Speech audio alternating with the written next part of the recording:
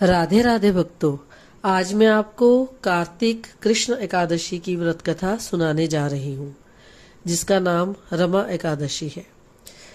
युधिष्ठिर कहने लगे कि हे भगवान, कार्तिक कृष्ण एकादशी का क्या नाम है और इसकी क्या विधि है, इसके करने से क्या फल प्राप्त होता है, सो आप विस्तार पूर्वक सब बतलाइए। श्री कृष्ण बोले कि कृष्ण पक्ष की एकादशी का नाम रमा एकादशी है। यह बड़े बड़े पापों का नाश करने वाली है। इसका महात्म्य मैं तुमसे कहता हूँ, ध्यान पूर्वक सुनो। हे राजन, प्राचीन काल में मुचुकुंद नाम का एक राजा था। उसकी इंद्र के साथ मित्रता थी और साथ ही यम, कुबेर, वरुण तथा विभीषण के साथ भी मित्रता थी। यह राजा बड़ा धर्मात्मा, विष्णु भक्त और न्याय के साथ राज्य करता था। उस राजा की एक कन्या थी जिसका नाम चंद्रभागा था। वह उस कन्या का विवाह चंद्रसेन के पुत्र शोभन के साथ हुआ था। एक समय वह शोभन श्वशुर के घर आया। उन्हीं दिनों में जल्दी ही पुण्यदायिनी एकादशी, जिसका नाम रमा एकादशी भी है, आने वाली थी। जब व्रत का दिन समीप आ गया तो चंद्रभागा को अत्यंत सोच उत्पन्न हुआ कि मेरे पति बहुत दुर्बल हैं और मेरे पिता की आज्ञा अति कठोर है। दशमी को राजा ने ढोल बजवाकर सारे राज्य में यह घोषणा करवा दी कि एकादशी को भोजन नहीं करना चाहिए। ढोल की घोषणा सुनते ही शोभन को अत्यंत चिंता हुई और अपनी पत्नी से कहा कि हे प्रिय, अब क्या करना चाहिए? मैं तो किसी प्रकार भी भूख सहन नहीं कर सकूंगा।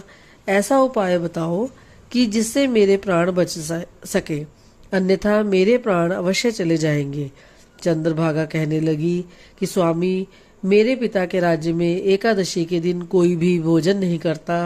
हाथी, घोड़ा, ऊंट, बिल्ली, गौ आदि भी तृण, अन्न, जल आदि ग्रहण नहीं कर सकते। फिर मनुष्य का तो कहना ही क्या। यदि आप भोजन करना चाहते हैं तो किसी दूसरे स्थान पर चले जाइए, क्योंकि यदि आप यहाँ रहना चाहते हैं तो आपको अवश्य व्रत करना पड़ेगा। ऐसा सुनकर शोभन कहने लगा कि हे प्रिय, मैं अवश्य व्रत करूंगा। जो भाग्य में होगा वह देखा जाएगा। ऐसा विचार कर उसने व्रत रख लिया। वह भूख व प्यास से अत्यंत पीड़ित होने लगा। जब सूर्य नारायण अस्त हो गए और रात्रि को जागरण का समय आया तो वैष्णव को अत्यंत हर्ष देने वाला था, परंतु शोभन के लिए अत्यंत दुखदायी हुआ। प्रातःकाल होते शोभन के प्राण निकल गए।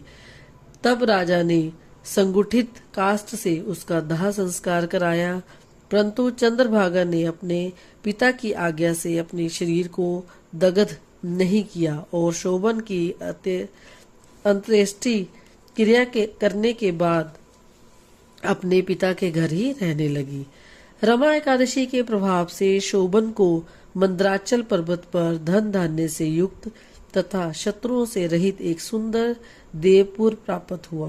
वह अत्यंत सुंदर रतन, वैदूर्य मणि, जटित स्वर्ण के खंभों पर निर्मित अनेक प्रकार की स्फटिक मणि से सुशोभित भवन में बहुमूल्य वस्त्र, आभूषणों तथा शस्त्र व चंवर से विभूषित गंधर्व और अप्सराओं से सुशोभित सिंहासन पर आरूढ़ ऐसा शोभ्यमान होता था मानो दूसरा इंद्र विराजमान हो।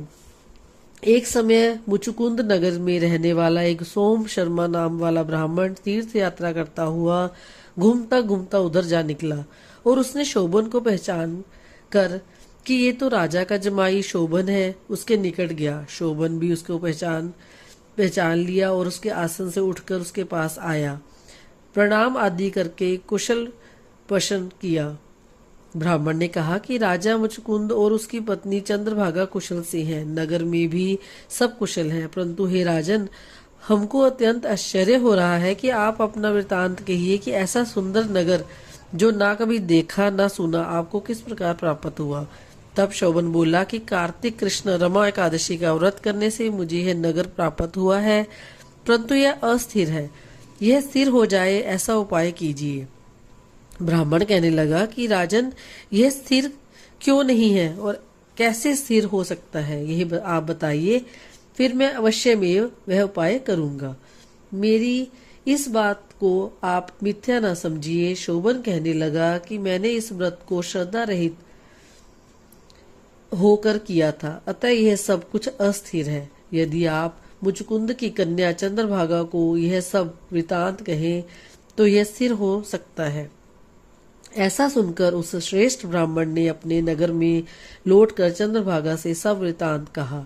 ब्राह्मण के वचन सुनकर चंद्रभागा बड़ी प्रसन्नता के साथ ब्राह्मण से कहने लगी कि हे ब्राह्मण, ये सब बातें आपने प्रत्यक्ष में देखी या स्वप्न की बात कह रही हैं? ब्राह्मण कहने लगा कि हे पुत्री, मैंने महावन में तुम्हारे पति को प्रत्यक्ष देखा है, साथ ही किसी से विजय ना हो ऐसा देवताओं के नगर के समान उनका नगर भी देखा है। उन्होंने ये भी कहा है कि ये स्थिर नहीं है, जिस प्रकार वह स्थिर रह सके सो उपाय करना चाहिए। चंद्रभागा कहने लगी कि हे विप्र, तुम मुझको वहां पर ले जाओ, मुझे पति देव के दर्शन की तीव्र लालसा है। मैं अपने किए हुए पुण्य से उस नगर को स्थिर बना दूंगी। आप ऐसा कार्य कीजिए जिससे उनका हमारा संयोग हो, क्योंकि वियोगी को मिला देना महान पुण्य है। सोम शर्मा यह बात सुनकर चंद्रभागा को साथ लेकर मंदराचल पर्वत के समीप वामदेव ऋषि के आश्रम में गया। वामदेव ऋषि ने उनकी बात सुनकर वेद मंत्रों के उच्चारण से चंद्रभागा का अभिषेक किया। तब ऋषि के मंत्र के प्रभाव और एकादशी के व्रत से चंद्रभागा का शरीर दिव्य हो गया और वह दिव्य गति को प्राप्त हुई। इसके बाद वह बड़ी प्रसन्नता के साथ अपने पति के निकट गई।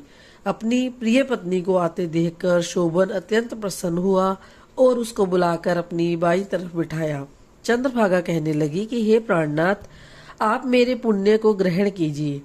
अपने पिता के घर मैं जब से 8 वर्ष की थी तब से विधि पूर्वक एकादशी के व्रत को श्रद्धा पूर्वक करती आ रही हूँ।